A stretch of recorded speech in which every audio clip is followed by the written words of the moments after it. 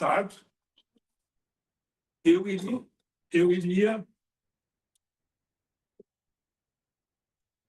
cair de novo nessa área, né? Escrevendo livros sobre espiritualidade, lendo muito sobre isso.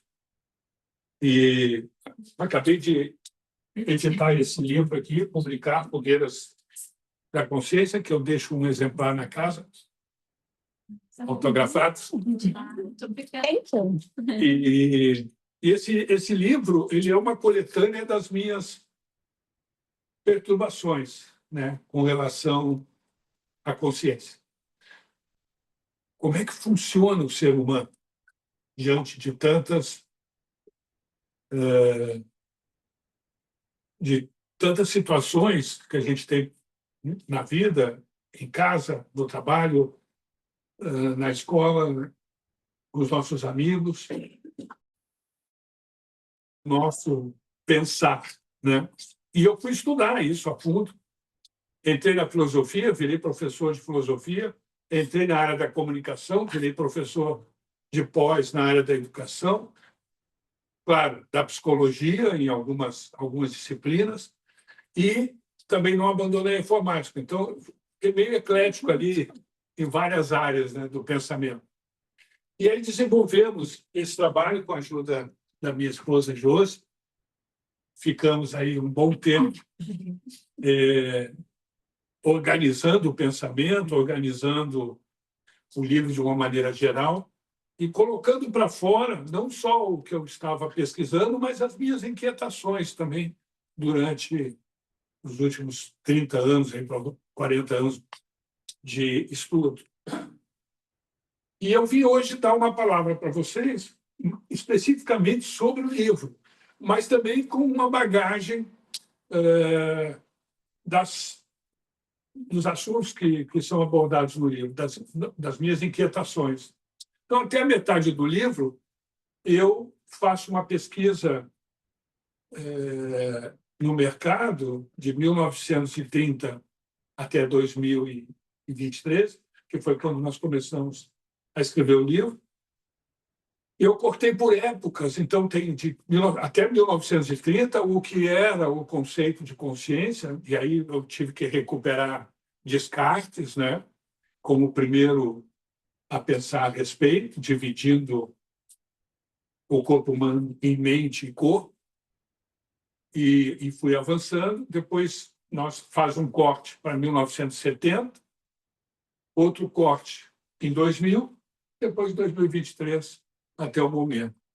Então, nessa primeira metade do livro, a gente aborda o conceito de funcionamento e desenvolvimento da consciência. Eu vou tocar no assunto com vocês para vocês verem como é perturbador você olhar para dentro de si mesmo e dizer como eu funciono, como eu respondo ao mundo às provocações do dia a dia e por que respondo desta ou daquela maneira. E aí, depois da metade do livro, aí eu trago o assunto mais perturbador ainda, que são as inovações filosóficas e espirituais dos últimos 10 anos, 5 anos, em que alguns autores trouxeram para o mundo uma observação bem diferente dessa que nós estamos acostumados com relação a como é que nós funcionamos e respondemos ao mundo. E eles trouxeram um estudo que está contaminando o mundo, o planeta inteiro, onde nós falamos algumas palavras mágicas e as pessoas já começam a perceber o que são campos vibracionais, o que são frequências emocionais, o que é expansão da consciência, que todo mundo está falando, quais são os estados da consciência, transe, sono, sonho, hipnose, meditação, que ferramentas são essas e como elas podem ser usadas para a gente fazer um olhar mais aprimorado de dentro da gente. Então, eu trouxe os assuntos que eu pretendo rapidamente colocar. Eu posso organizar da seguinte maneira: eu termino e vocês fazem as perguntas no final. Pode ser? Para a gente não cortar, digamos assim, a velocidade. Tá? Se eu estiver indo muito rápido, vocês me dão um cutucão. Então, nós vamos tocar nesses assuntos. Primeiro, estudos sobre o funcionamento das consciências. Vou falar um pouquinho sobre realidade objetiva e subjetiva. Vou falar campos vibracionais e frequências emocionais, conjunção biopsico-sócio-espiritual. O que é isso? Que palavra grande é essa? Vou falar um pouquinho da glândula pineal, que fica mais ou menos uns 7, 8 centímetros para dentro dessa localização. Uma pequena glândula responsável e que está em moda agora descobrir a que veio. Sabemos que ela tem o ciclo circadiano, que controla o nosso sono, etc., responsável pela melatonina, que eu já vou falar daqui a pouquinho. Vamos falar sobre o poder da oração. Isso que nós acabamos de fazer agora. O que é isso? Que liturgia é essa capaz de promover uma revolução dentro de você? E perda da aceleração e da experiência temporal. Também é um palavrão que nós vamos descobrir no finalzinho da nossa fala, o que vem a ser isso. Aí eu fecho o livro com o discurso de um personagem, claro, fictício, um guru, que o livro tem uma dinâmica que, quando a gente começou a escrever, eu e a Josi, a gente pensou assim, fica chato falar disso na voz de um professor, ou na voz de um ditador de ideias, né? Alguém que começa a falar na página 1 e termina na 477. Não, eu quis dar uma dinâmica ao livro. Então, eu promovi encontros semanais de 8 personagens, quaisquer, de diferentes profissões, na Universidade de Minho, em Portugal. A história toda se passa lá. E eles se reúnem toda semana e discutem os assuntos. Então, eu transformei o conteúdo catedrático em um discurso de diálogo. Então, torna dinâmico. Você vê que cada um fala na sua vez um pouquinho, e perguntas e respostas. A história, então, se torna mais, digamos assim, palatável, tá? Que é a forma como o livro foi estruturado. Bom, então vamos lá. Primeiro, vamos falar sobre os estudos. Até 1930, nós tínhamos, segundo Descartes, uma divisão do corpo-mente. Ele iniciou por aí os seus estudos. Físico, filósofo e matemático francês, ele tinha um pensamento lógico-matemático muito claro, mais do que o lado espiritual, né? Então, ele fez essa divisão quase que biológica, cabeça, tronco e membros, é o que ele estava vendo, né? É dele, então, a frase famosa, penso, logo existo. Separação entre corpo e mente. Consciência servia apenas para distinguir a funcionalidade de um e de outro. Aí isso foi atribuído ao termo dualismo cartesiano. A mente comandava o corpo por meio da glândula pineal. Claro que não havia ainda o estudo sobre essa glândula, como é feito nos últimos 30, 40, 50 anos. E o centro de interação, mente-corpo. Ele pensava, por isso a frase dele, penso, logo existo. Não esqueçam que na época do Descartes havia uma carga gigantesca nos pensadores, que era uma carga filosófica, com respeito às religiões do momento, porque eles não podiam ofender nenhum nem outro. Então, a filosofia andava com muito cuidado para que não houvesse nem prejudicar a ciência, nem prejudicar o establishment religioso do período. Opa.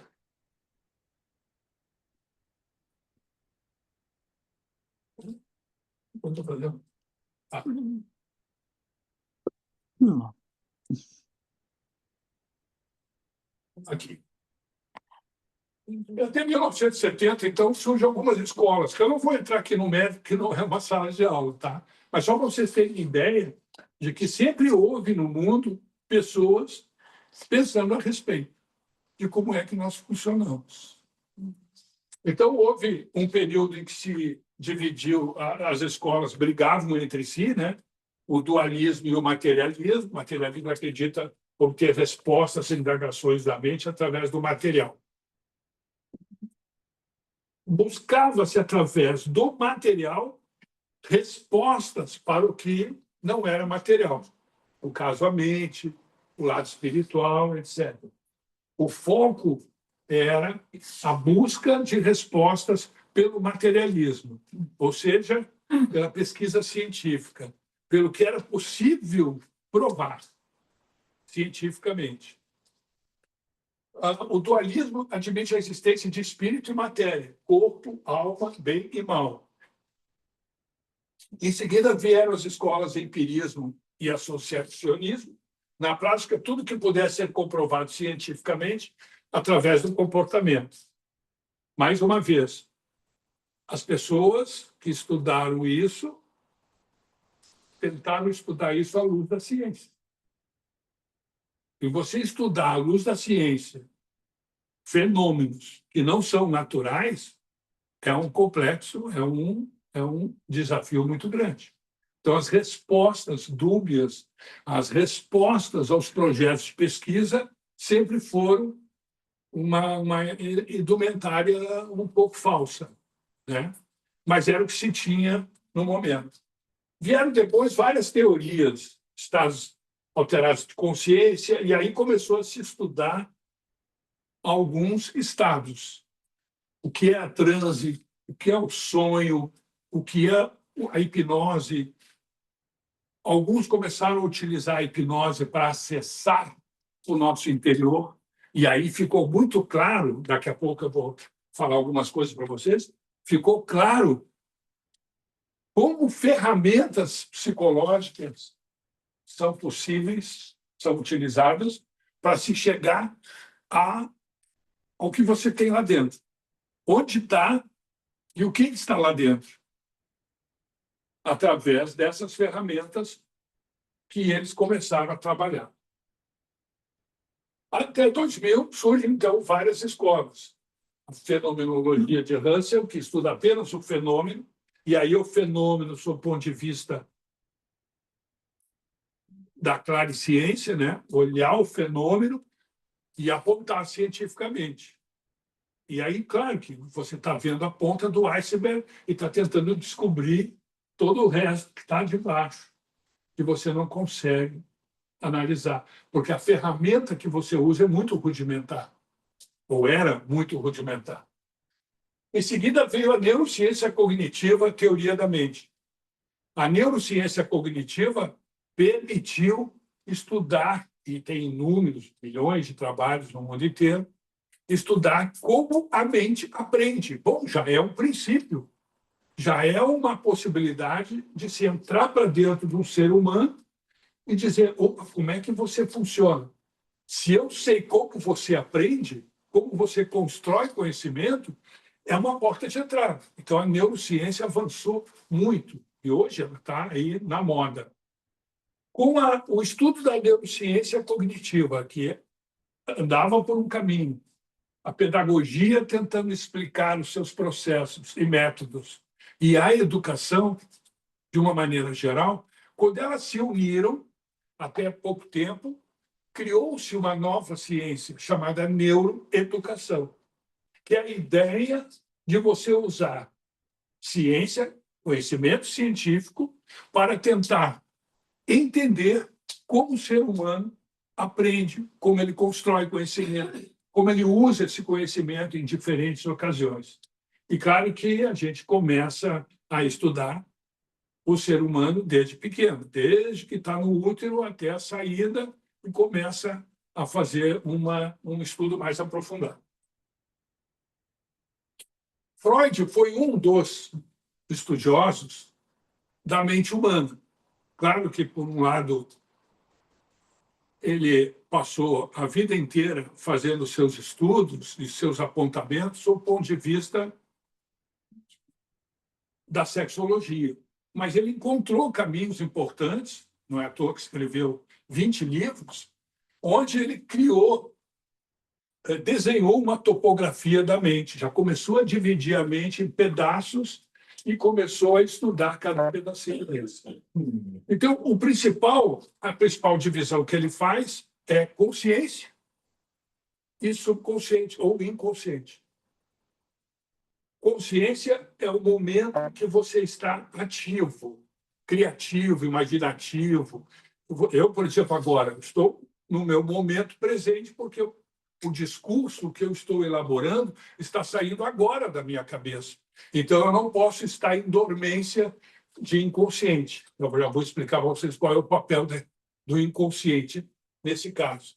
Mais tarde, ele divide em 3 instâncias. E aí ele começa a entrar numa área da psique, numa área psicológica de análise, onde ele descreve o que é id, o que é ego e o que é superego.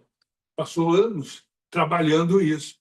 Mas observem que os estudos, todos eles, né, são várias pessoas no mundo inteiro estudando a mente humana, começam a trazer contribuições e ferramentas em que você vai se apropriando delas, vai dizer, opa, cada vez mais eu tenho ferramentas para entender o funcionamento do cérebro. Que antes você só olhava para uma pessoa e ela conversava, você fazia perguntas. Agora eu tenho ferramentas de mensuração, de análise, de verificação. Muito bem. Ao consciente, ele atribuiu a responsabilidade de dar conta do real, o vivenciado no momento presente. Ou seja, aquilo que você está fazendo agora. O Freud não encontrou neste pedaço interesse de estudo. Sério. É tão pouco que precisa ser analisado que ele deixou de lado. Ele disse, não, eu vou estudar outra parte. Aquela que está escondida no ser humano, que é o inconsciente. Qual é a função do inconsciente? Coube a responsabilidade dos pensamentos inconscientes. E aí vamos descobrir agora do que se trata. Imagina o seguinte, o modo realista que respeita as regras do tempo e do espaço, trata do material, do orgânico, já a parte que não é consciente pode, a qualquer momento, ser trazida para o consciente. Ou seja, imagina um ser consciente. Eu estou no meu modo presente, prestando atenção no que eu estou fazendo. Só que eu tenho uma bagagem de vida. Onde é que está? Está no meu inconsciente. Então, quando eu preciso resolver qualquer coisa na minha vida, que eu já tenha passado por problemas parecidos, não é essa consciência que vai resolver. É o meu inconsciente. Lembra o seguinte, o corpo é uma ferramenta preguiçosa. Ele não vai... Deixa eu fazer um parênteses aqui. Desde os primatas, nós temos 3 responsabilidades biológicas, como ser biológico que somos. Desde que somos primatas. Então, você imagina que você é um primata. Você tem 3 regras do jogo. Enfrentar o teu predador, olhar para ele e dizer, opa, esse cara é mais forte do que eu. O que eu vou fazer? Correr. E correr mais do que ele, para sobreviver. Ou vou me esconder. Era só isso que se constituía a mente. A preocupação pela sobrevivência. E segundo os cientistas, até hoje, e sempre será assim, o ser humano trabalha em função dessas 3 premissas. Então, o inconsciente só está preocupado com uma coisa, o nosso bem-estar. Você está em perigo? Não. Beleza, então eu vou ficar quieto aqui. E é para correr? Deixa comigo. Aí o inconsciente acessa a tua consciência e bota as pernas para correr e bota o coração para bater, para poder trazer sangue para tudo que é. Ele se responsabiliza pelo momento, pelo que precisa ser providenciado para que você possa fugir do inimigo. Veja, eu estou sempre preocupado com essas três premissas de sobrevivência. Muito bem. Pelas vítimas e representantes, anúncios e impulsionamentos. E também... Nossos primeiros movimentos são nossos impulsos. Então, o Freud chama de id. Id é o nosso impulso. É aquilo que a gente faz sem pensar. Quem é que está fazendo? O inconsciente. E aí você começa a analisar situações na tua vida de, poxa, por que eu fiz aquilo ontem? Por que eu briguei com aquela pessoa? Gosto tanto dela. Por que brigamos? Ou no trabalho, ou na escola, ou em casa. Quem foi que fez aquilo? Aquilo é um carimbo que está dentro do meu inconsciente. E eu procuro responder às mesmas situações da mesma maneira. A menos que eu, conscientemente, diga, chega, para, você não vai mais fazer desta maneira. A partir de hoje, eu vou modificar este carimbo. E você toma consciência de que as suas histórias e vivências têm que ser modificadas. E isso acontece a todo momento, quando se começa a racionalizar sobre os atos. Então tá dando para perceber? Tá legal? Já chama as personalidades, as subpersonalidades, tudo ali. Achamos. Então, somos basicamente impulsos o tempo todo. Certas doenças que você tira a racionalidade, o que sobra? O impulso. A pessoa age sem pensar, faz um monte de coisa errada, bate nas pessoas, né? Ele não está usando o consciente. Ele está usando o inconsciente e pratica esse inconsciente diariamente.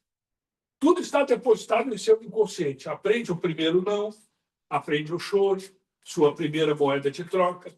Tudo o que armazena são ordens do que deve e do que não deve fazer.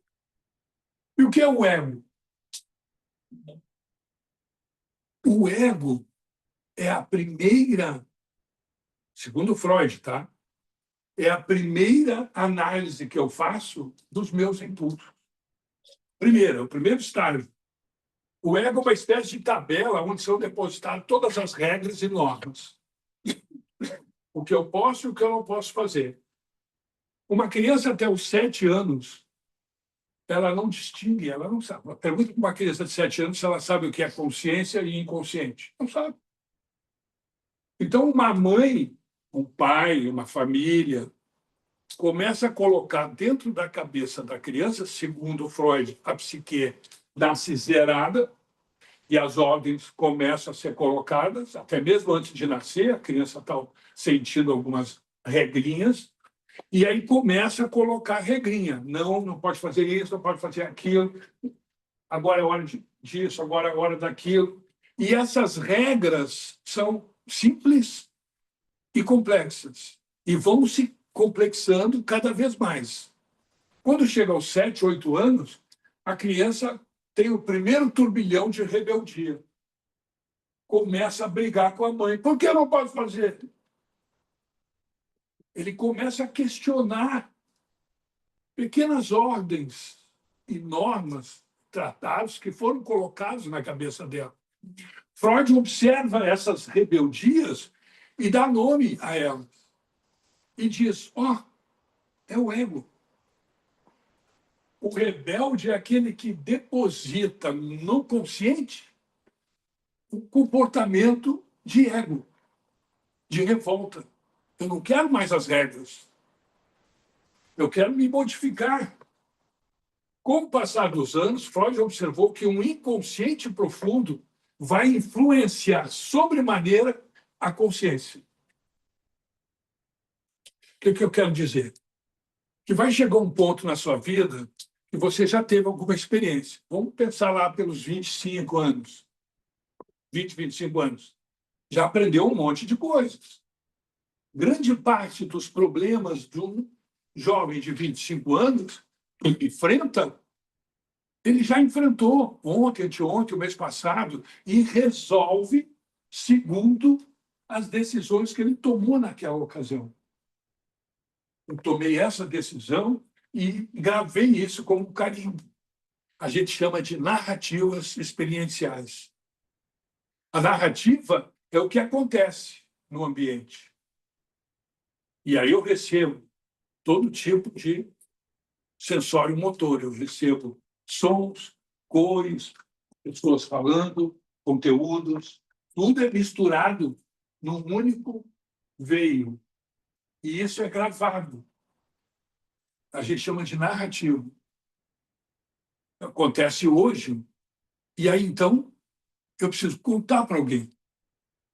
E é quando o ser humano conta para alguém o que houve ontem, você não sabe o bafafá que deu lá no banco. Conta. Quando você conta a história, aquela história que você conta passa a ser uma experiência. Aí ela tem um nome de experiência. E ela não pode mais ser mudada, porque você contou. E nem tudo que você contou é verdadeiro. Parte é mentirinha. Porque você não pode perder o fio da meada. Você não lembra aquele segundo, aqueles momentos, e aí você inventa alguma coisa para o enredo terminar. Não há demérito nenhum. Nós somos deficitários nos nossos 5 sentidos. Daqui a pouco eu vou fazer um exercício com vocês para a gente entender bem isso. O superego é um outro chefe superior ao ego, mas ele está mais ligado aos dogmas. Ele está ligado às grandes normas. Por exemplo, a religião,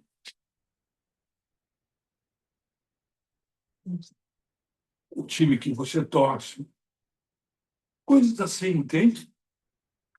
A política. Então, o superego é um sujeito que, para poder ter alguma influência sobre você, ele precisa acessar uma outra parte de você que se chama sistema de crença. No que você acredita? Eu acredito na história que eu vivi. Eu fui convencido a acreditar alguma coisa.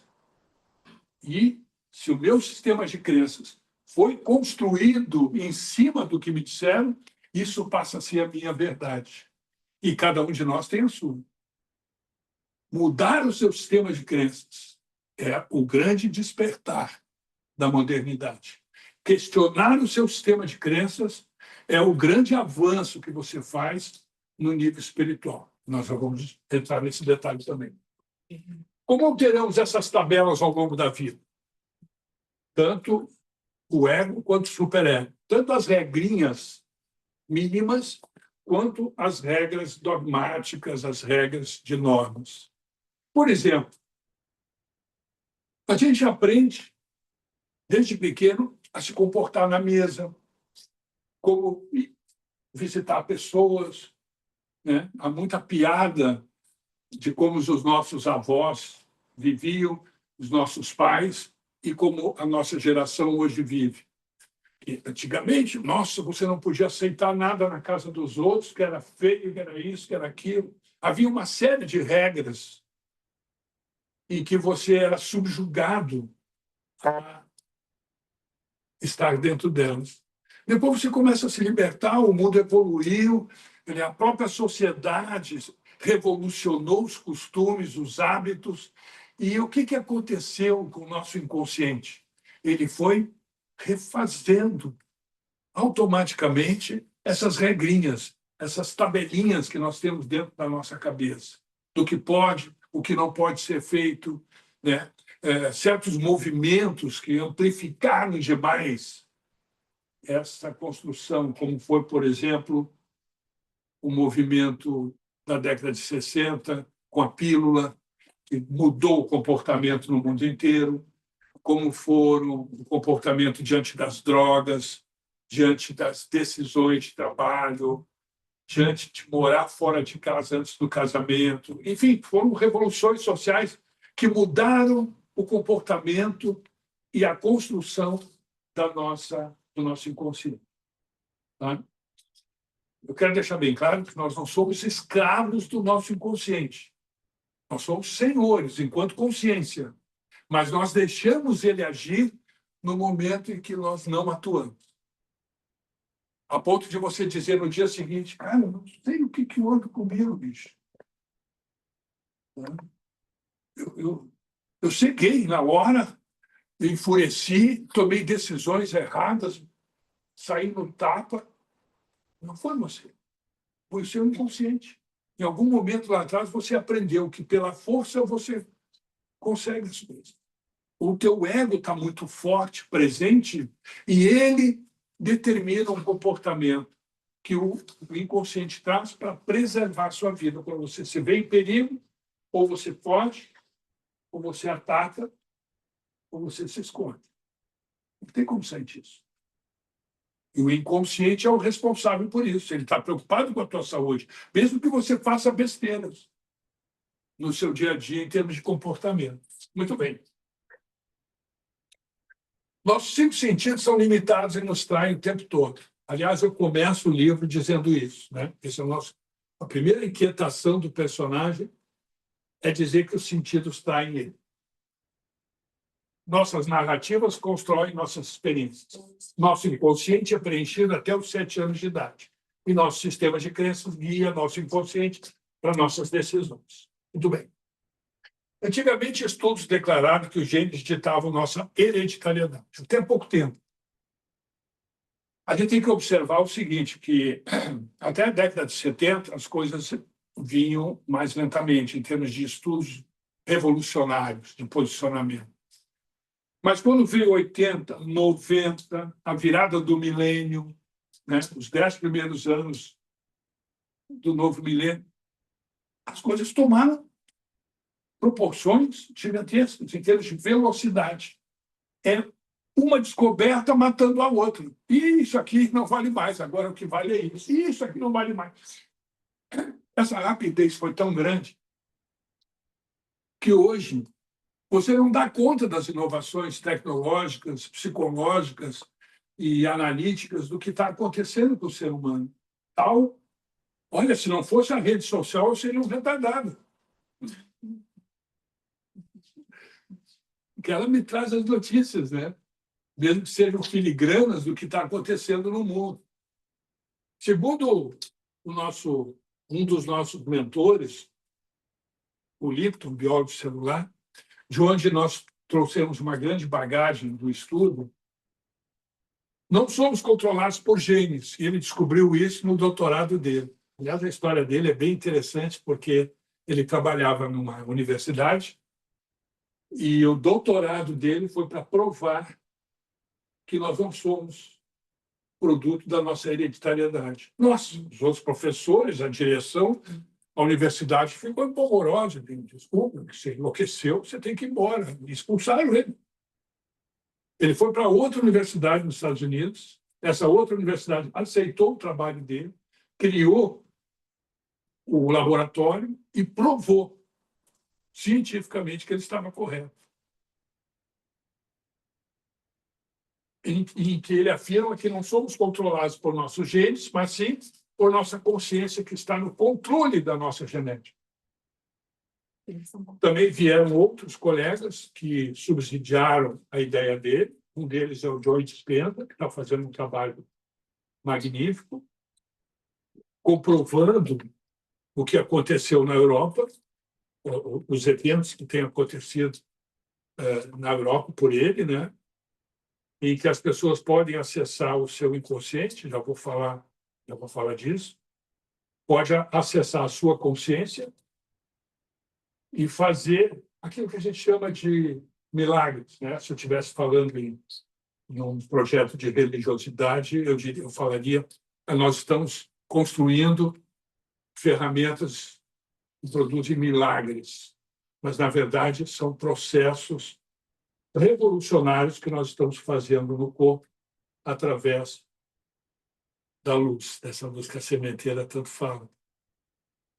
Essa luz que nós produzimos é produto de uma consciência e de uma espiritualidade elevada. Consciência para olhar para dentro e descobrir quem somos e como funcionamos. Uma vez que você sabe como a ferramenta trabalha, fica fácil consertá-la, fica fácil torná-la evolutiva, né? Muito bem. No livro A Biologia da Crença, não sei se vocês já leram, o Lipton faz um retrato bem interessante sobre o trabalho dele. Então, o Joe Dispenza, em vários lugares de sua obra, nos convida a refletirmos sobre a necessidade de nos mantermos no controle da consciência, de estar no momento presente, com coerência entre cérebro e coração, e de produzirmos energia potencial para iluminação e transcendência. Ele fez vários trabalhos na Europa, eventos que duram 7 dias. E nesses eventos, através de muita meditação e muito trabalho comportamental, ele provou que as pessoas têm energia, e energia de cura. E algumas pessoas que frequentaram esses ambientes, é forte que eu vou dizer agora, hein? Curaram seus cânceres, curaram os seus traumas, curaram os seus problemas fortes de saúde. Já não tinham mais desenganado pelos médicos, conseguiram descobrir o trabalho dele, foram, participaram e depois deram depoimentos de que estavam curados. O próprio Joe Dispenza teve um acidente em que ele quebrou algumas vértebras e o médico o condenou a uma cama. E ele disse, não mesmo. E ele se descobriu, fez um trabalho interior, se curou fisicamente e resolveu dizer para o mundo como é que se faz isso. Claro que agora, com muito mais estudo em cima. Um dos últimos trabalhos dele, que nós vimos no vídeo, na Europa, ele convida cientistas de renome do mundo inteiro, geneticistas, biólogos, gente da mais alta laboratórios, a frequentar o evento e a medir as pessoas antes e depois. Mediram cientificamente, tiraram o sangue de todo mundo, pressão, exames neuronais, tudo. E aí fizeram o evento, no final do evento fizeram os mesmos exames e constataram que havia uma substância que não estava no míssil. E essa substância é que provocou essa cura toda. E aí tem que conhecer o trabalho do Joe Dispenza para vocês descobrirem esse viés, né? Esse caminho que ele percorreu. Eu não quero me estender muito, senão nós vamos longe. Então, acreditar, a crença é o que nos move. Acreditar é apenas um fractal da vida e que nos move realmente. Há inúmeras razões para supor que o pensamento, junto com as emoções, protagonizam os eventos da produção de campos energéticos, das frequências necessárias para a comunicação emocional entre os humanos e as possibilidades de condições energéticas à autocura.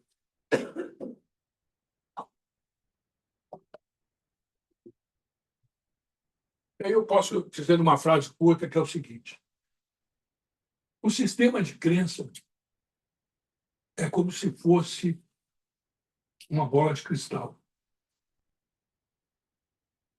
mágica que nós temos dentro da gente. Você é impelido a viver dia após dia, o que traz vocês aqui semanalmente é o seu sistema de crença. Aqueles que ainda trabalham de buscar uma vocação é o seu sistema de crença. Aquilo que a gente acredita é a nossa verdade de existência. Aí você diz assim, tá, você quer que eu evolua como? Como que você quer me transformar num ser iluminado? Como você quer? Espera de mim uma expansão de consciência. Você precisa olhar para o teu sistema de crença. Você precisa acreditar em quem você é, no que você quer se transformar e percorrer este caminho. Percorrer o caminho significa questionar, obrigatoriamente. Entendeu? Não é a dificuldade, é muito fácil. O que é difícil é você dizer que as suas regras são imutáveis. Aí é complicado. Como é que você espera ter um futuro que você não sabe qual é? Se você faz hoje tudo o que você fez ontem, da mesma maneira. E aí você culpa quem? O inconsciente. 95% das ações do seu dia a dia são feitas pelo inconsciente. Em poucos momentos do dia da sua vida, você deu o prazer de dar à consciência a responsabilidade do momento que você viveu aqueles segundos, segundo, cada minuto. Senão, piloto automático. Já aconteceu de vocês estarem na estrada dirigindo? Daqui a pouco você diz, meu Deus do céu, eu estou dirigindo, faz 5 minutos que eu não presto atenção na estrada. Quem está dirigindo por você? Se o teu pensamento voou longe. Esperamos que Deus, né? Esperamos que Deus seja Hein? Não, é Deus. Não. o inconsciente. Quem está no comando é o seu inconsciente. Ele é que aprendeu a dirigir e sabe que tem que seguir na estradinha e os seus olhos estão olhando e todo um trabalho mecânico automático está funcionando. Lembre-se da premissa: o inconsciente te protege, assegura a ordem primeira, que é te tornar vivo. E aí, daqui a pouco, você volta e diz, deixa eu prestar atenção na estrada. Aí você retoma o teu momento presente. Mas o inconsciente está o tempo todo roubando a cena. Ele quer trabalhar o tempo todo. Ele quer garantias de que você não vai prejudicar as 3 premissas. De tentar se machucar, tentar um desastre, etc. Não. O inconsciente não deixa, vai lutar contra você. Tenta parar de respirar. Eu vou me matar aqui, você está aqui, eu vou parar de respirar. Chega. Aí você tranca a respiração. Daqui a pouco você respira. Por quê? Foi você que quis respirar? Não. Foi seu inconsciente, ele não deixa você morrer. Se depender dele, ele vai te salvar. Vai mesmo. Oi? Vai mesmo, por experiência. Óbvio. Campos vibracionais. Agora vamos falar de um tema muito em voga nesses últimos tempos, que é a descoberta de que nós somos energia. E quando eu falo em energia, eu estou falando de que parte de mim é energia. Corpo é só uma parte. Aliás, pequeno.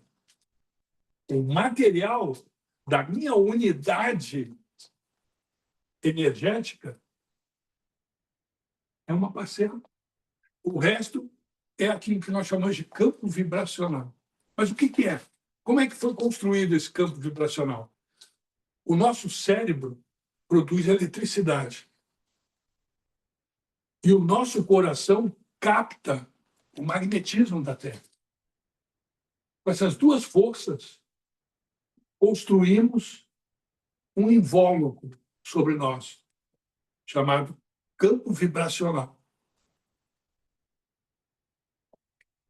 E a gente sabe que ele existe porque, em alguns momentos, você pressente que tem alguém.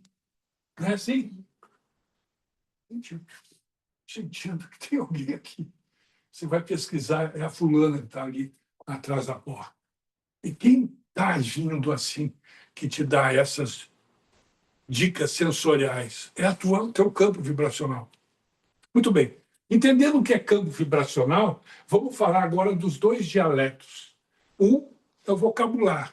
Você aprendeu desde pequeno a se comunicar através de um vocábulo, através do pensamento.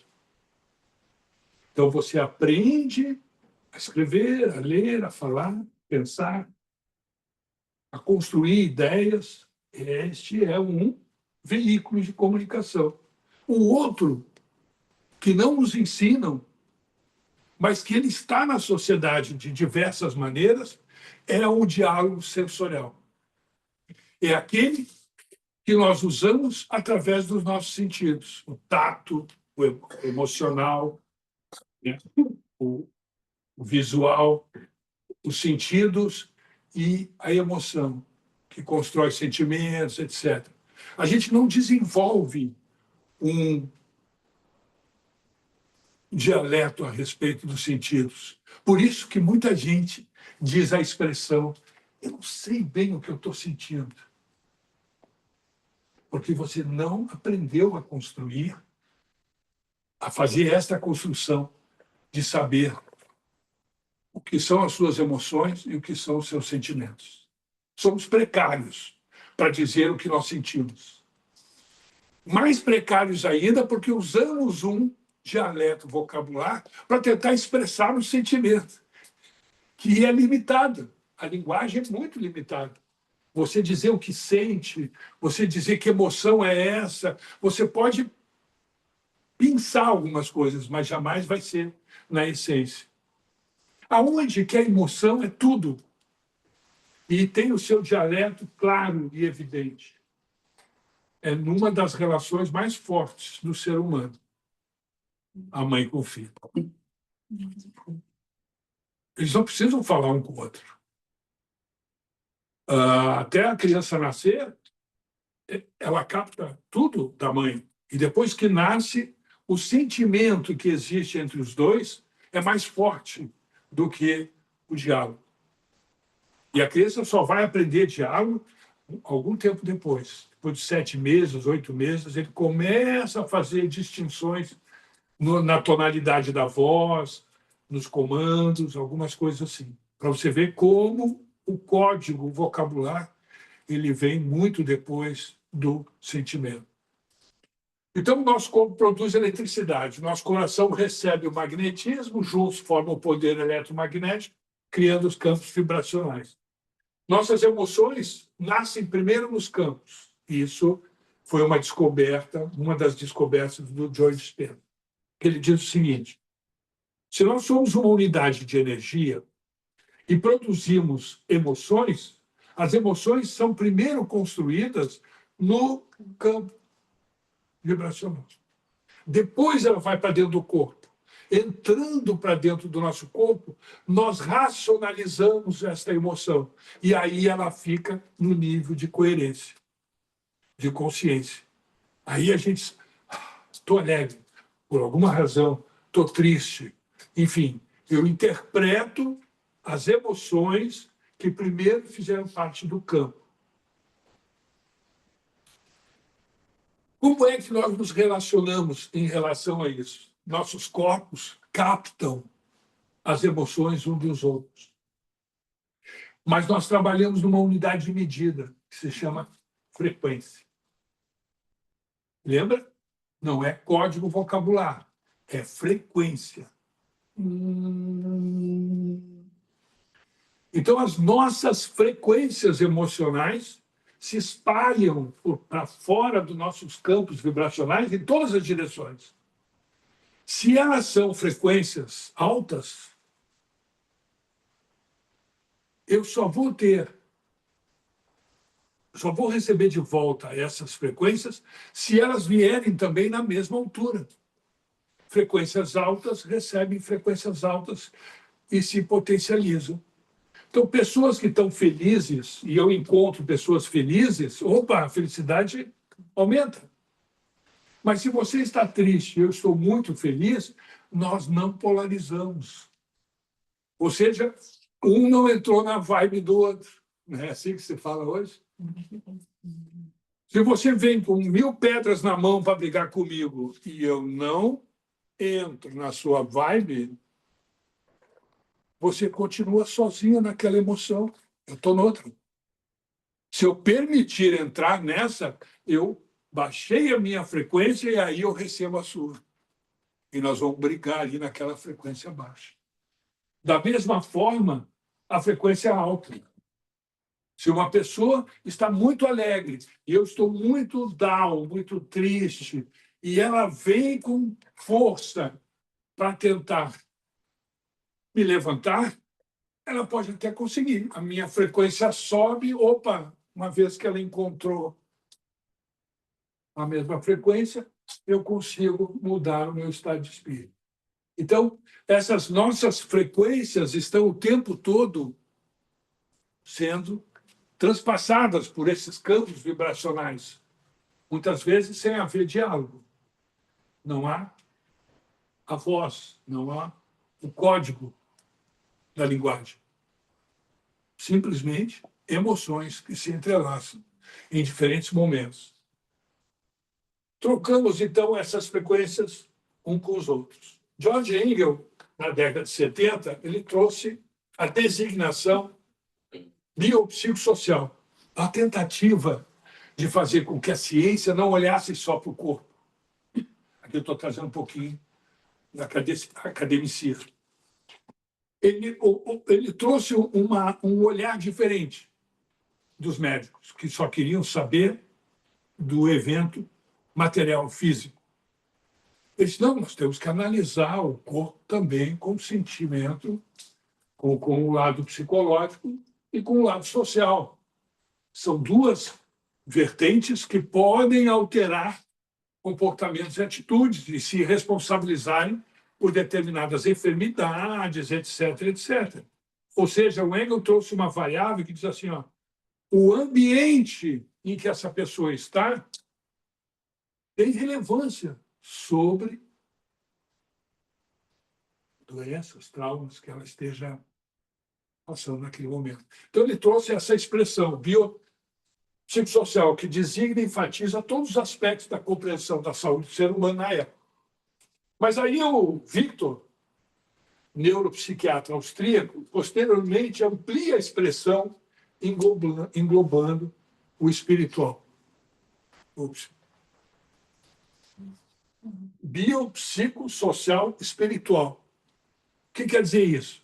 Que há um lado da história que a ciência rejeitava. Isso aí não é comprovável. Isso não é um fenômeno capaz de ser medido e que tem relevância nos comportamentos humanos. E aí essa variável mudou tudo. E mudou de tal ordem que o lado espiritual passou a ser mandatório para a regência do corpo. Lembra que o corpo está dentro de uma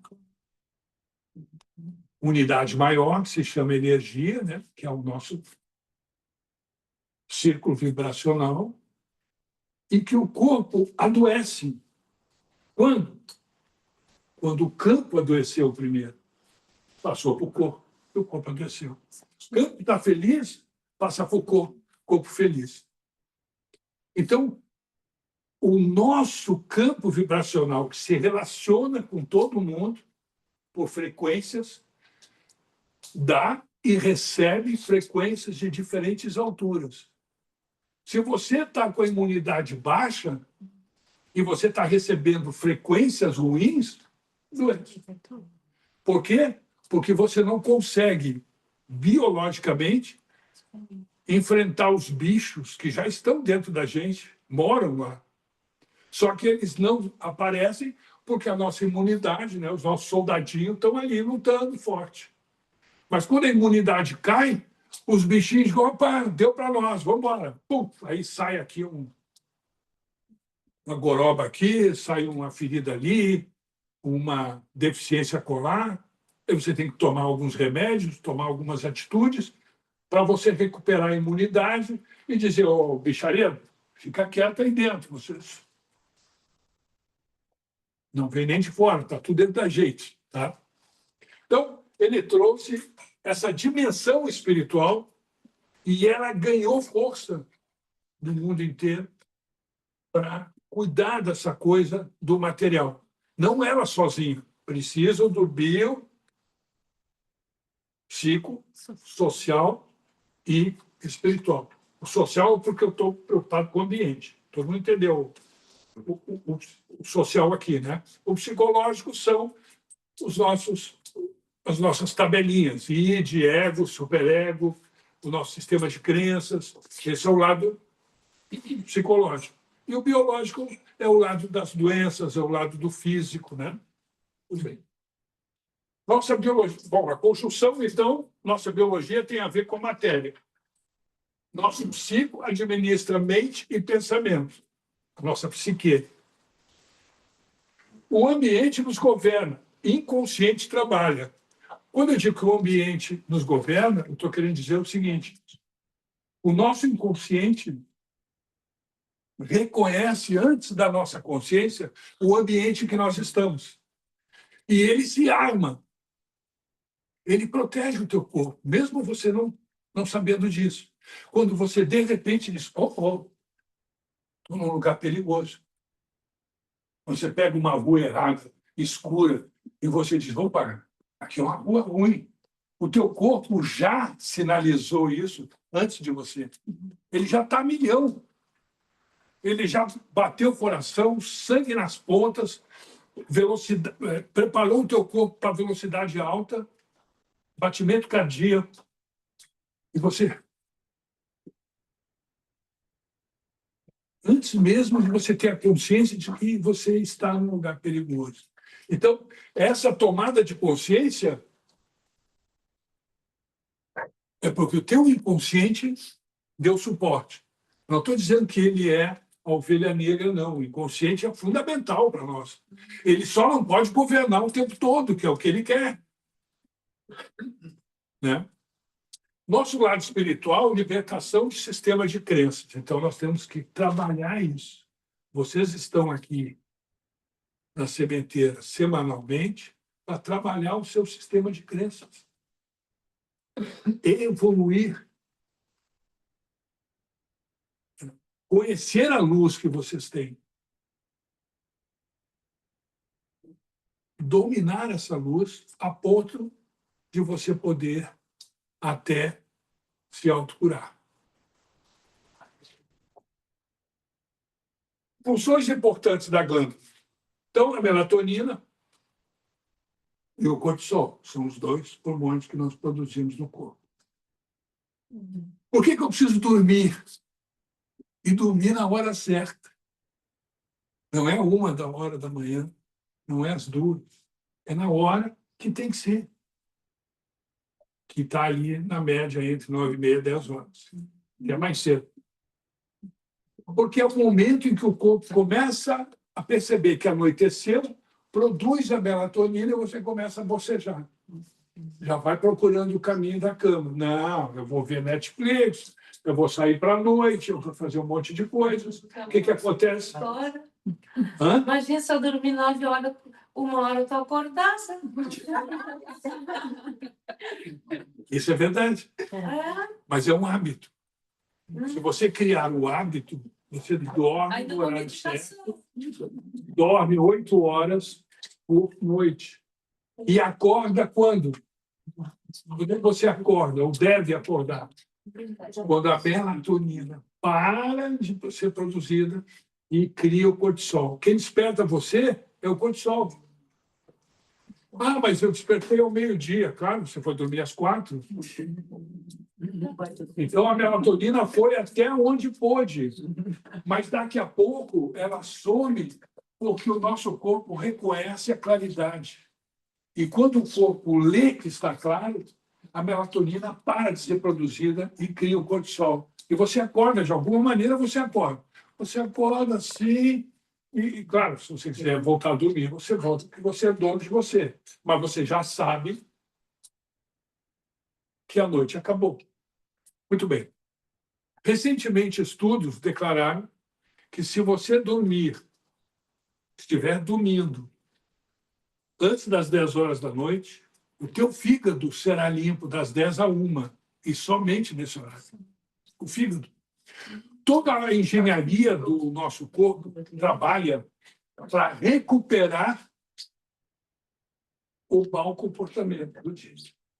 Má alimentação, mau comportamento em termos de esporte, de vida saudável, comer um monte de coisa que não devia.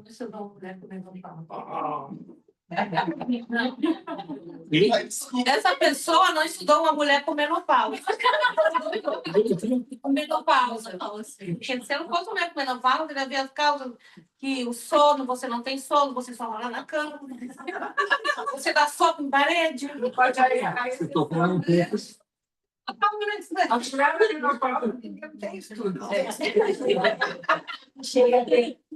Olha,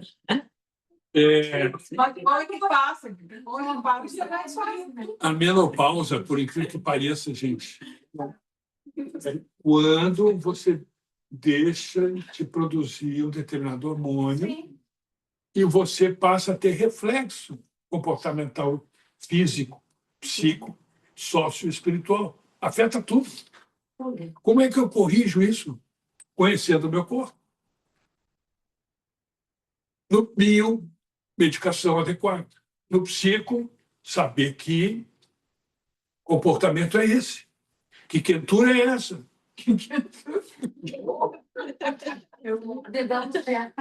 O sócio é afetado porque você fica de TPM, mal-humorado, etc, etc. E o teu espiritual, então, fica afetado. Então, o que eu quero dizer para vocês é o seguinte: as funções da glândula pineal, voltando ao tema, peguei o gancho, além dessas, da melatonina, do ciclo circadiano que você deve dormir, eu vou fazer um parênteses rápido aqui para vocês. O nosso corpo, o ideal, é um ambiente de funcionamento. Claro que isso são várias palavras, mas eu vou citar uma. Alcalinidade. O nosso sangue precisa ter um nível de alcalinidade para que ele possa trabalhar direito. O meu pâncreas tem que ser alcalino. O meu fígado tem que ser alcalino. Só que o nosso comportamento do dia a dia, uma má alimentação, muita comida ácida, baixa a alcalinidade. E aí o que acontece? Desregula tudo. O que faz o nosso corpo quando dormimos? Conserta isso. Ele conserta. O corpo passa a noite toda consertando o que você fez de errado no dia anterior. A mente, ele conserta. Tudo aquilo que você viu, ouviu e não acrescentou em nada, a mente descarta. Senão, tua cabeça explodia com tanto fenômeno que aconteceu durante o dia. Não, você focou, já vou entrar na realidade. Você focou e muita coisa foi embora. Ele arrumou teu fígado, arrumou teu intestino, arrumou teu pâncreas, os teus rins que estavam na miséria. Aí você acorda de manhã, novo em folha. E a primeira coisa que você faz é bagunçar tudo de novo. Você toma café com leite, pão e manteiga, pão e margarina. Pronto. Você já deu um tapa na alcalinidade de cara. E aí você vai caindo nesse gráfico. No final do dia, você vai para a cama, dorme, e ele diz, agora é comigo. Temos trabalho a fazer. Tudo de novo. Chama toda uma turma e vamos lá, rapaziada. Vamos, porque nós temos pouco tempo, esse cara acorda cedo.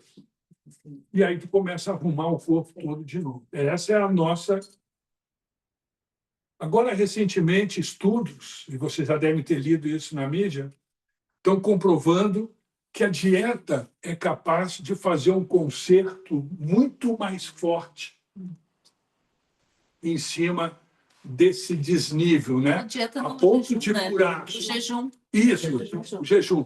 A ponto de curar câncer. Por quê? Porque o teu corpo com fome come célula velha e come células cancerígenas. Se você fizer 40 e comer 12 e ficar 48 horas sem comer, é a vida que pedimos. Só que ele não consegue. Quem é que não deixa? O nosso sistema de crença. Quem é que não deixa? O nosso ego. Um monte de gente atrapalha aquilo que a gente quer fazer. Mas a ciência continua estudando e comentando e pesquisando e nos dando mitocôndrias, é a fonte de energia para a cura. Bom, todo mundo sabe o que faz a mitocôndria no corpo? Ela produz energia. A mitocôndria é fundamental, porque com energia, lembra que eu falo da energia como um todo? A energia produzida pelo mitocôndrias é capaz de consertar os seus membros e órgãos. Como isso consegue ser feito? Em parte, o corpo se utiliza de alguns mecanismos. Por exemplo, as células-tronco. Elas vão lá para o sangue, onde é que está com erro, e conserta aqui, conserta ali, mas é uma velocidade muito pequena. E se você tem uma produção pequena de células-tronco, então, menos capaz você é de se autorregenerar com a rapidez que precisa. Aí entra, eu não quero me adiantar, para esse tema que eu quero abordar. O poder da oração. Todos nós aqui sabemos que a oração tem poder. Mas eu não estou aqui representando a religião, nem um dogma qualquer. Eu estou aqui como representante fiel. O que acontece com o teu corpo quando você usa o teu sistema de crenças e, através de uma liturgia chamada oração, você é capaz de transformar. Que benefício é esse que a oração está fazendo? Que a ciência está despertando o interesse para saber o poder que existe nessa liturgia. O poder da oração, gente, nada mais é do que a meditação daquela que nós conhecemos, tibetana, de você controlar a tua respiração, fechar os olhos, parar com todos os pensamentos que você teve no seu dia, zerar a tua mente de atenção, tornar coerente o teu cérebro com o teu coração, pensar nos teus chakras todos, fazer uma mentalização.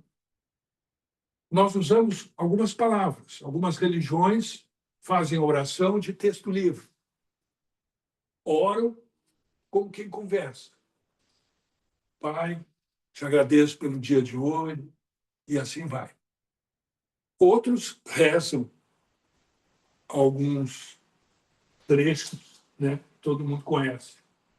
Qualquer que seja a meditação que fica por horas tentando não pensar em nada, absolutamente nada, apenas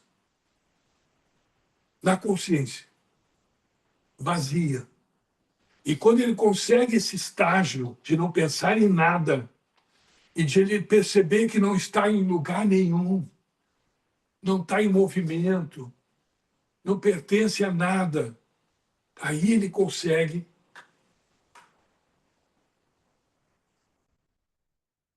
concentrar-se e produzir uma um poder, produzir uma luz, produzir uma energia, uma essencial energia. E só é construída nesses momentos de intensa meditação, de intensa concentração. Nesse momento, você é capaz de acessar o teu interior e produzir o chamamento, produzir o comando. Você precisa criar estruturas cerebrais para produzir determinadas ações. Você aprendeu a andar de bicicleta. Onde é que está isso? Numa estrutura cerebral. Qualquer momento, você pega a bicicleta e sai andando. Orar é criar uma estrutura para conversar com você, acessar o teu interior. A oração tem esse poder. Num dos estudos sobre oração que foram feitos, milhares de pessoas foram chamadas a atenção para orar para um determinado fenômeno que estava acontecendo no planeta, que é a guerra lá de Gaza. E houve uma perturbação tremenda naquele local, porque milhões de pessoas se concentraram, meditaram a respeito naquele momento e produziram uma tamanha energia magnética capaz de atingir um objetivo. Então, se a oração faz isso, por que não usá-la para me curar? Porque eu preciso conhecer os segredos da oração e do pensamento. Então, criar um hábito, por exemplo, de você olhar para dentro e racionalizar, você cura câncer de pâncreas, você cura câncer de fígado, você destrói as pedras dos rins. Força do pensamento é a mesma força que você tem na oração. Basta você querer. Mas eu preciso criar a tal estrutura que me faz andar de bicicleta. Então não adianta você chegar aqui e dizer, pensar a respeito de que você quer curar algum órgão. Não. Você tem que fazer isso diariamente, várias vezes. Daqui 2 semanas, o teu cérebro vai criar, como você caiu várias vezes andando de bicicleta, vai criar uma estrutura cerebral capaz de fazer o que você quer. E aí, quando você pedir, as coisas acontecem, porque o cérebro vai comandar. O teu inconsciente botou aquilo como regra. E aí ele faz a operação daquilo acontecer. Por isso é que eles encontraram, cientificamente, no estudo da oração, uma motivação para mudar o sistema métrico da medicina. Então, hoje se fala muito, e cada vez mais, em medicina integrativa, que é trazer o lado espiritual para o lado da medicina, da medicina enquanto processo de cura. Porque não é que tem coisas que a medicina não cura, até porque ela é limitada, mas o espírito não, mas a energia produzida pelo ser humano, pensamento, oração, sistema energético, é capaz de fazer o que a medicina, em termos de medicação, tem lá seus limites. É muito forte isso que eu estou dizendo. E funciona. Funciona comigo, está funcionando com outras pessoas que pensam e fazem do pensamento uma ferramenta de cura. E é o que o Joe Dispenza faz em 7 dias. Ele faz uma lavagem cerebral nas pessoas para que elas descubram o poder que elas têm. Não é ele o curandeiro, ou charlatão, como muita gente chama. Não é ele que faz os milagres. Ele faz as pessoas pensarem que são... Oi? Exatamente. São as pessoas que têm poderes. Está escrito na Bíblia, sois deuses. O profeta curou. A gente não prestou atenção nisso. Claro que não vou falar aqui em religião, eu posso pedir para Deus me curar? Posso. Mas Ele me deu um sistema de cura. Eu tenho que agradecer a Ele por eu ter poderes de cura para me curar. E aí Ele olha para você, agora sim você está fazendo a coisa certa. E só pedir para mim, só pedir para mim. Bom, eu estou entrando em religião. Vamos adiante. Meditação e concentração total no momento presente. O poder da oração que desejamos se realiza. Muito bem. Terminando. Estou na minha hora já? Quase. Tá. Aqui eu vou falar rapidamente do que se trata. Até a época mecanicista e industrial, ali na década de 50, 60, as pessoas tinham ansiedade, depressão, uma vez por ano. E era o quê? Pessoas voltadas, claro, para o mercado agrícola, tinham que esperar a colheita para poder pagar as contas. Então, a depressão e a ansiedade era para que a colheita acontecesse. Uma ansiedade por ano. As coisas eram devagar. E consegui pagar minhas contas esse ano. Maravilha! No dia seguinte, a colheita, vamos todos semear, preparar a terra. Depois veio a Revolução Industrial. O que trouxe a Revolução Industrial?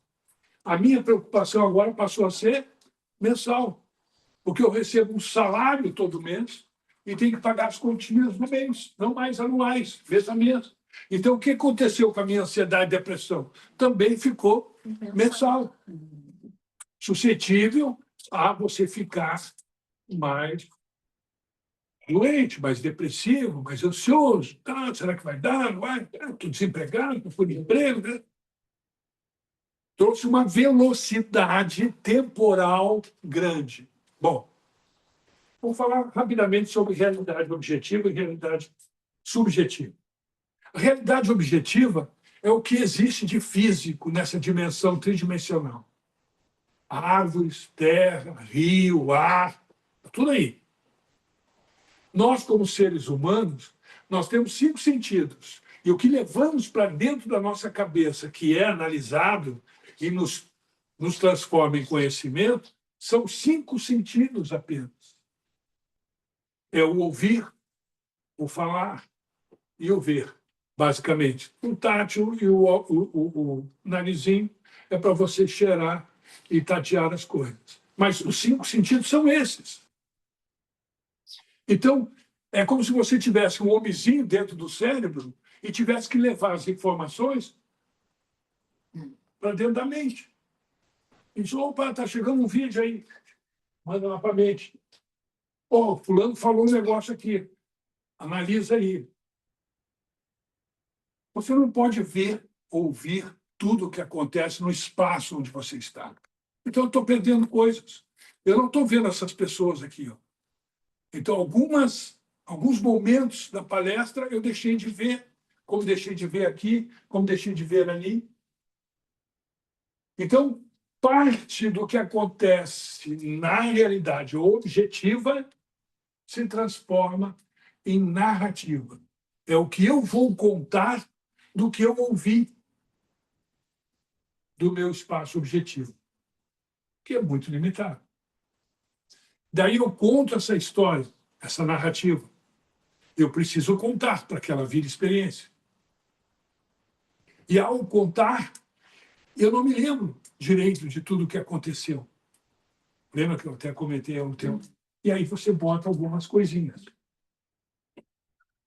Ora, uma coisa é acontecer um fenômeno e você contar aquela narrativa. Outra coisa é você estar num lugar onde vários fenômenos estão acontecendo ao mesmo tempo. Por exemplo, Eu estou no celular, a pessoa está falando comigo, eu estou vendo o vídeo, TV ligada, as pessoas estão falando. Eu estou participando de várias relações. Eu estou perdendo muita coisa. Prestando atenção numa só, eu já perco. Imagina quando eu tenho essa poluição sonora, audiovisual que ocorre hoje em dia. Então, quando eu tento contar para alguém o que aconteceu ontem, e essa parafernália de emoções, de coisas que aconteceram que eu não conseguia assimilar, eu estou inventando cada vez mais e colocando o real muito pequeno. A isso, estudiosos chamaram de aceleração da experiência temporal. Eu estou acelerando a construção das minhas narrativas e experiências numa velocidade tal, porque as coisas estão acontecendo numa velocidade que eu não consigo controlar. Aquela avó, ou tataravó que nós tínhamos, que sentava na casa e esperava as coisas acontecerem na sua cadeirinha de balanço, daqui a pouco ela levantava, fazia o almoço, voltava. O que acontecia com ela? Ela conseguia contar para alguém. Mas hoje, o que acontece numa vida tribulada, você nos grandes centros, você não consegue. E aí você tem uma perda. Por isso que alguns estudiosos na área da educação dizem que os celulares são nocivos às crianças. Não são nocivos às crianças. O cérebro é capaz de trabalhar numa velocidade incrível e concomitante. Embora o Augusto Cury diga que não. Mas o cérebro é capaz disso. É que nós não estamos deixando ou não estamos sabendo conduzir os níveis de responsabilidade que uma criança tem que ter ao adquirir as narrativas. Agora o momento é esse, cancela-se tudo, porque essa narrativa é importante para a construção dele. Depois você pode misturar tudo, porque você está no recreio, você está brincando, etc. Uma das partes do meu doutorado foi falar a respeito do recreio, exatamente. O recreio é o único momento da criança em que ela aprende pra caramba. Por quê? Porque ela está num momento em que ela deseja. Ela está tendo relações com várias pessoas, fazendo 1000 coisas ao mesmo tempo. O espaço de aprendizagem na hora do recreio é 10 vezes maior do que a sala de aula, quando um professor lá na frente está falando e a criança não está nem prestando atenção. Mas, enfim, não é uma aula de pedagogia, né? Só uma colocação. Oi. Costumo perguntar para as crianças que vão no mercado, e costumo perguntar qual é o horário na escola que eles mais curtem.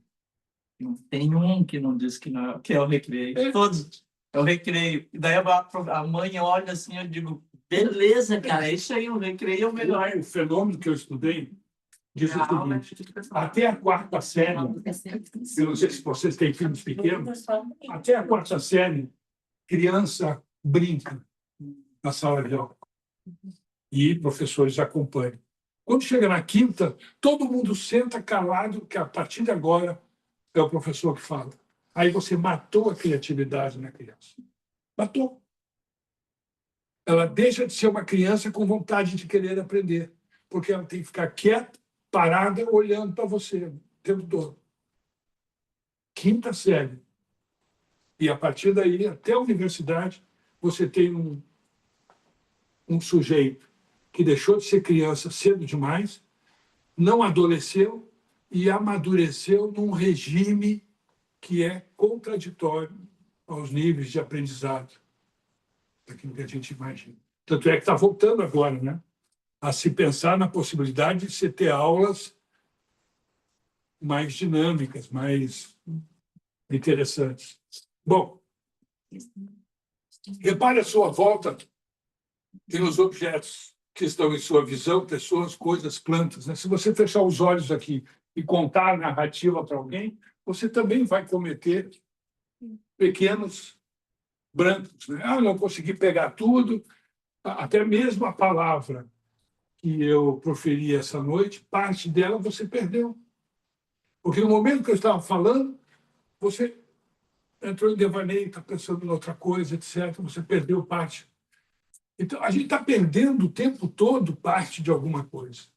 E construir depois a narrativa vai depender de você chegar em casa e racionalizar. Não, deixa eu pensar direitinho. Isso se você fizer isso. Senão o teu cérebro vai fazer quando você estiver dormindo. E aí ele corta mesmo que não interessa. O que fica é muito pouco para a construção do conhecimento, para aquelas estruturas que ele constrói das coisas que você aprendeu durante o dia. Muito bem.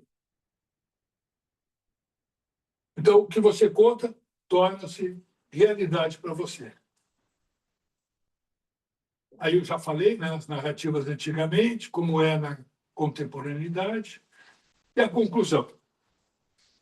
O coração é 100 vezes mais forte eletricamente e 5.000 vezes mais forte magneticamente que o cérebro.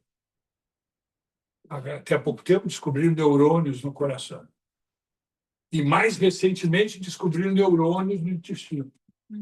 E aí você pensa que morte cerebral é o sujeito que não tem mais o comando da cabeça, mas o corpo continua vivo. Quem está no comando? Os neurônios do intestino e do coração. Então, vejo a plasticidade, a tamanha, a minha vontade de tornar esse ser vivo, já que eu não tenho mais o cérebro, o coração e o intestino se unem para comandar aquele organismo. É uma máquina perfeita. O corpo humano é uma máquina perfeita. Evolutivamente, ela veio se aperfeiçoando, se complexando, e olha como é que ela está agora.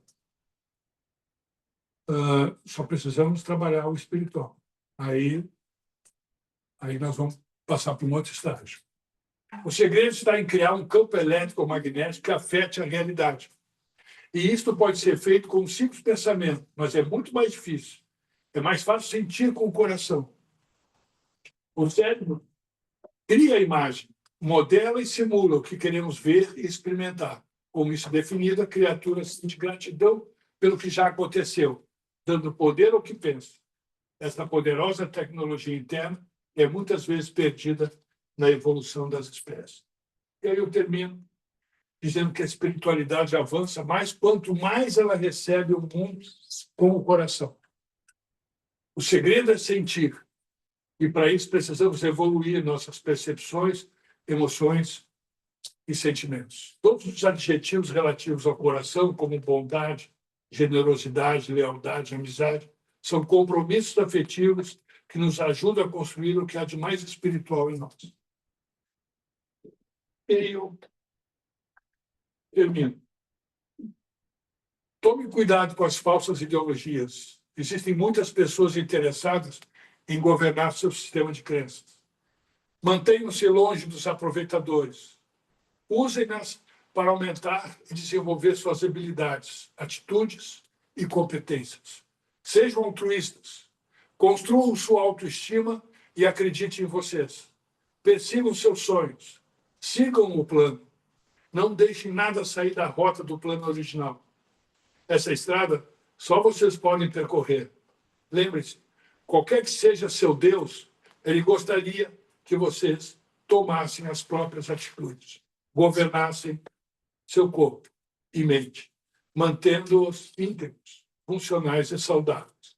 E não se esqueçam, até se tornarem plenamente conscientes, o inconsciente irá dirigir suas vidas e vocês vão chamá-lo de destino. Gratidão.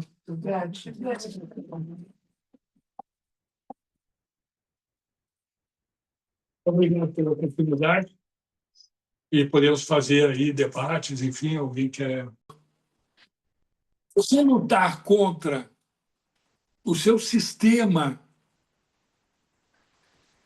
de narrativas e experiências construídas em como o seu cérebro resolve os seus problemas, significa você confrontar o seu sistema de crença. Eu ia dizer isso agora. É você dizer o seguinte: parei, não quero mais isso. Vou modificar o meu modo de resolver este tipo de problema. E quando você faz isso conscientemente, agora quem está trabalhando é a consciência, porque é a consciência que muda as regrinhas do teu inconsciente. Eu não quero mais isso. Aí você muda de emprego, muda de faculdade, muda de casamento, sai de casa, você se revolta, é o ego a milhão querendo resolver a parada. É o teu sistema de crença dizendo: chega, acabou. E o inconsciente fica com medo de: ih, meu Deus, e agora? Como é que eu vou proteger essa criatura? Porque ele tem as regrinhas da proteção. Preguiçoso. Ele sabe como te proteger, ele foi construído para isso. Mas se você se revolta diante dos problemas que você tem hoje e luta para ser outra coisa, ele aprende, mas no primeiro momento é o imponderável, é o desconhecido. O desconhecido, o inconsciente não gosta, porque ele não sabe como reagir, ele não tem as ferramentas para lutar para o teu lado. E aí, então, você constrói uma nova narrativa, você constrói um novo sistema de crenças. Quando você se acostuma ao novo, que já está habitual, alguém te vê na rua e diz: ô, fulano, tudo bem? O que houve contigo? Ah, eu evoluí, meu irmão. Aquela vida que eu levava, não sou mais eu. Quantas vezes você olhou no espelho e disse: nossa, Cláudio, você não é mais aquele cara que eu conhecia 10 anos atrás, 20? Na semana passada já não é mais uma. Na semana passada. Porque o nosso sistema de crenças e a ferramenta que luta é o nosso ego. Olha o sistema de crenças. Pede para o teu ego: vamos bater a porta do inconsciente e mudar essa história. Um dos fatores fortes que você tem presente na sua vida, eu não sei se todo mundo passou aqui pela experiência, é quando você muda de religião. Todo o teu sistema de crenças, junto com o teu ego, lutou ferozmente para que essa mudança fosse possível. Eu deixei de ser religião A para ser religião B. Eu tive que mudar toda uma estrutura e, às vezes, como diz Joe Dispenza, você tem que mudar de amigos, você tem que mudar de casa, você tem que mudar de país e de planeta, se pudesse. Por quê? Porque o ambiente é o construtor da mesmice. Se você não muda o ambiente, o teu inconsciente domina aquele ambiente. E você diz: eu mudei. Mudou mesmo? Quem é que está trabalhando agora, ô bobão? É o teu inconsciente que busca aquela realidade que você vivia. Para mudar, você precisa fazer um choque grande. E aí o sistema de crenças é a única, ou melhor, é a forma mais rápida de você se aceitar expandido. O tal despertar, né? Uma nova realidade. E quando isso foi frequente, não, foi frequente, assim, em certo momento, digamos, como a bipolaridade, que ocorrem as mudanças alternadas, né? O extremo de mudança, vem ao extremo, estou num nível de extremo, assim, mudei, não vou mais repetir, e aí se sente superior, sabe? A bipolaridade é um conceito construído pela psicologia para explicar o enquadramento do teu inconsciente para resolver os problemas do dia a dia. Por que você muda o tempo todo de polaridade? Né? Estava alegre, agora está triste. Está berrão, agora está feliz. Assim, ser mais, ser menos. Estava meu amigo, agora está brigando.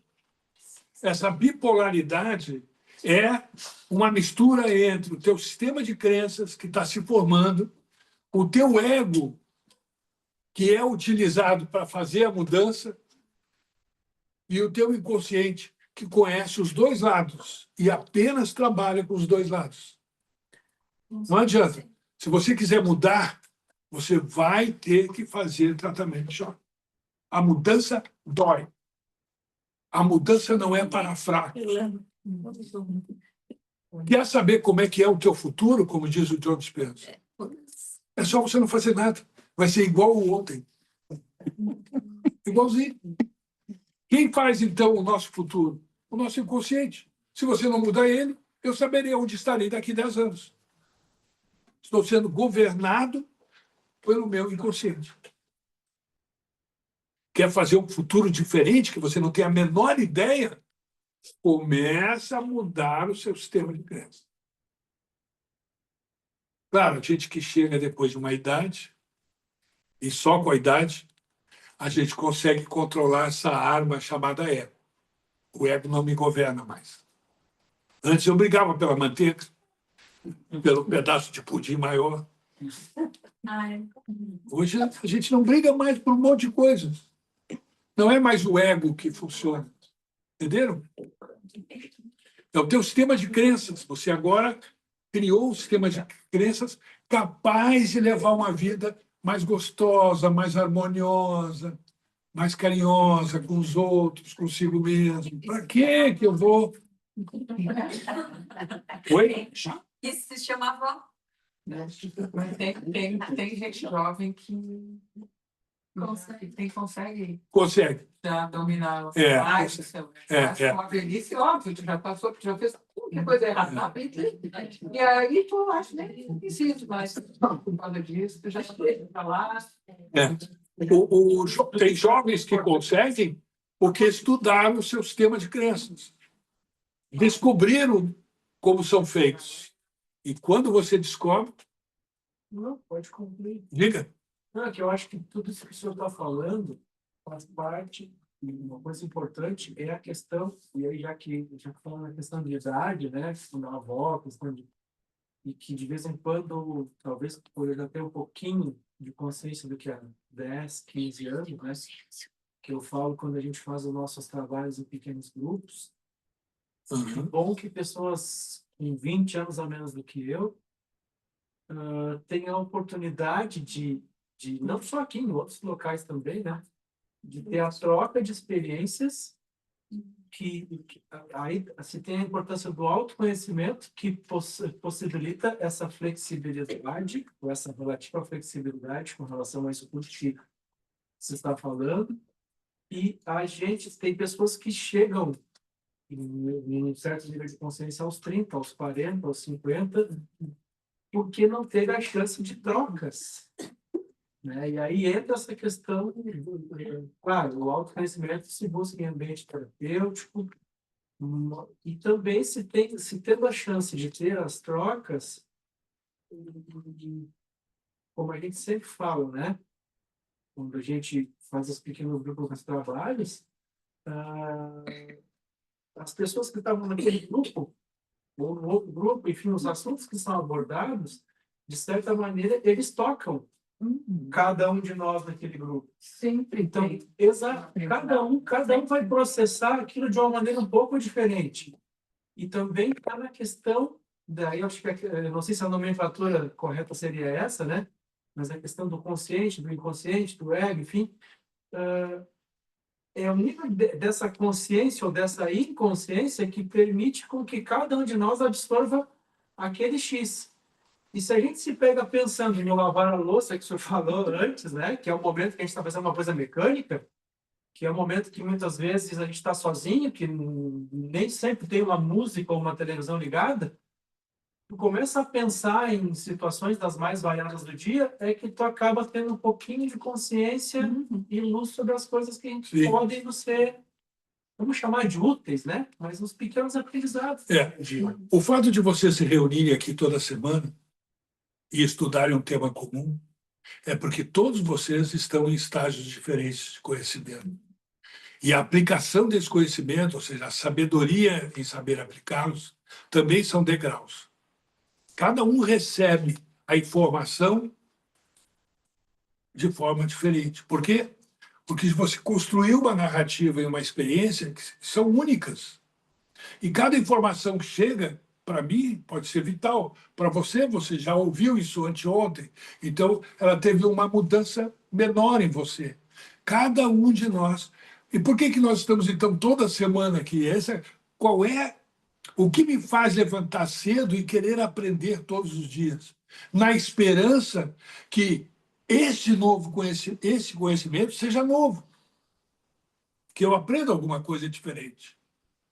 E aí isso me transforma, me modifica. E essa mudança pode ser maior e não menor. Sim. De ouvir muitas vezes aquela história, quando você lê um livro mais de uma vez, quando você vê um filme, Exatamente isso. tu acaba tendo insights diferentes sobre o mesmo assunto.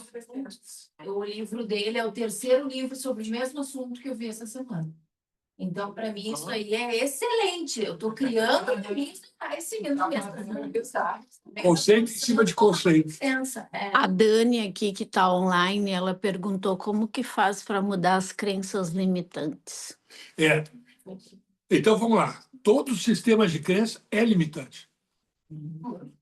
Começa por aí. É uma cacofonia você falar sistemas de crenças limitantes. Não. O sistema é aquilo que você acredita é o seu limite.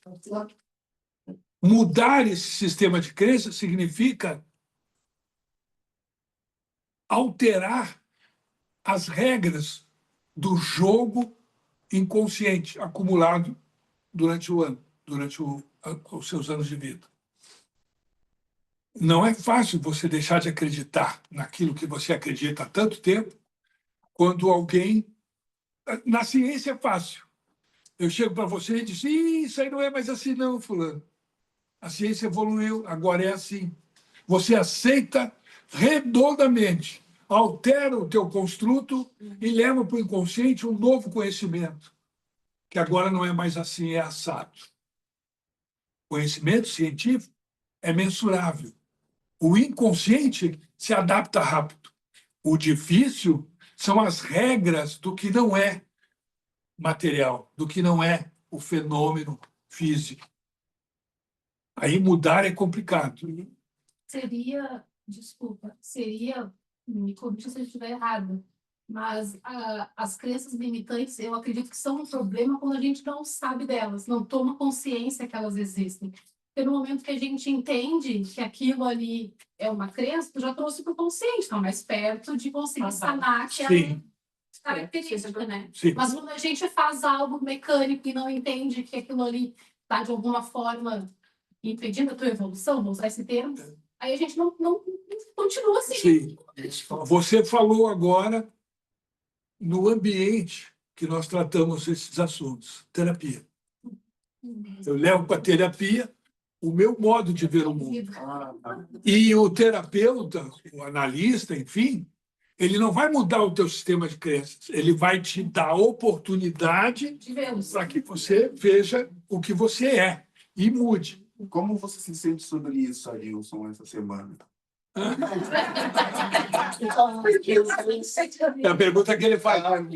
Claro, ele... A receita do bolo todo mundo quer, mas ela está dentro da gente, é o sentido. Respondi. E o principal aprendizado, depois de uma sessão ou de várias sessões de terapia, eu acho que a gente, às vezes, está trocando, mesmo sem citar isso, que eu estava conversando com uma pessoa, um amigo, ou com um conhecido, e quando tu verbaliza uma situação, tu não vai, de novo, não vai citar o que aconteceu na sessão de terapia, mas quando o fato de tu verbalizar, o fato de e talvez, às vezes, até em diferentes momentos, falar sobre o assunto, eu digo, opa, me dei conta que tal coisa que foi trabalhada em tal semana é assim, assado, e é uma sensação muito boa. Não é diferente do nosso trabalho de captação psíquica, que quando a gente abre o campo psique e vai olhar as personalidades, né, de vidas passadas, elas andaram sempre naquela linha. naquela mesma rua e vão chegar ao mesmo lugar. Sim. Quando a gente olha para elas e entende, não vou andar por essa rua, vou pela outra, vou chegar a outro lugar. Não é diferente disso, né? Era isso que eu ia dizer, né? Porque o que é a captação psíquica? Nós estamos trabalhando em psique de alguém e é algo do inconsciente. Isso. Você descobrir a maneira como você resolve os seus problemas. Mas eu sempre fiz isso. Não é uma frase famosa que as pessoas dão no trabalho, nas relações em geral? Eu sempre fiz isso. Eu sou assim. E não quer questionar, não, sujeito. Quem sabe hoje não seria um dia legal para você perguntar? Se não seria melhor você pensar na possibilidade de ser diferente? Com certeza. Pedro Bial fazia, quando eu estava na 4ª série, eu li um textinho que era mude de rua, sempre mudando, não continue na mesma rua, vá pela rua sempre. Isso é uma coisa que agora eu venho. Então, para finalizar o nosso encontro, eu vou dizer o seguinte. Uma das propostas de mudança que a gente pode fazer no nosso dia a dia é buscar o novo. É buscar o diferente. Aquilo que você já sabe está concretizado. Jogou para o inconsciente, você mata a pau. Vamos brincar numa seara do inédito, do imponderável, do escondido, do como poderia ser se fizéssemos assim, diferente. Busque você, no teu comportamento, nas tuas atitudes, uma pequena mudança. Acho que amanhã eu vou testar isso para ver se funciona. Aí você muda a atitude, muda o comportamento, muda o relacionamento, não de pessoa para pessoa, muda a relação. A relação da forma de É a mesma pessoa, mas A mesma pessoa, claro. Muda a forma de Porque pensar. você mudar, Às vezes mudar a forma de você mudar falar de também. relação é você concluir que como você não merece o privilégio de evoluir. Eu mudei de relação agora, tudo é novo para o outro. Eu tenho um mundo para mostrar para ele, todo o meu inconsciente, mostrar para o novo. Por quê? Porque eu não quis evoluir naquela relação, mostrando diferentes formas de fazer o que a relação já conhecia. e é cansativo, né? É que você... Não muda nunca. Vai ser sempre você mesmo, propôs sempre, isso... sempre mesmo. Você propor mudança, aquilo que eu te falei. Mudança dói. Dói muito, não dói pouquinho. E quando se trata com um sistema de crenças, dói mais ainda. Porque você levantava essa bandeira ontem. E hoje você quebra a bandeira e bota no lixo. Outra bandeira amanhã eu vou erguer, seja ela qual for. Por quê? Porque o ser humano não pode viver sem sistema de crença. Mesmo aquele que diz eu sou ateu, o ateu ou o agnóstico, ele não acredita, em não acreditar, ele levanta o seu próprio sistema de crenças. Só que ele está mais perto de acreditar em si mesmo. Ele aposta mais nele. E, indubitavelmente, quem aposta mais em si mesmo tem grande chance de conseguir melhores resultados. Por isso, se eu rezo para o Deus que eu acredito e dou a Ele toda a responsabilidade dos meus atos, do meu futuro, o que eu fiz? O que eu fiz? Ele vai olhar para você e vai dizer, e aí? Te dê essa ferramenta que tu fez com elas. De novo? Por isso, assim, agradeça mais do que você pede. Mas 10 vezes mais. Por ter a luz e a compreensão de buscar dentro de você como é que você foi feito, como é que você foi construído, o seu inconsciente, como é que você processa, como é que você resolve os problemas do dia a dia. Cada vez que você tem sucesso nisso, agradeça. E quando vai para o novo, né?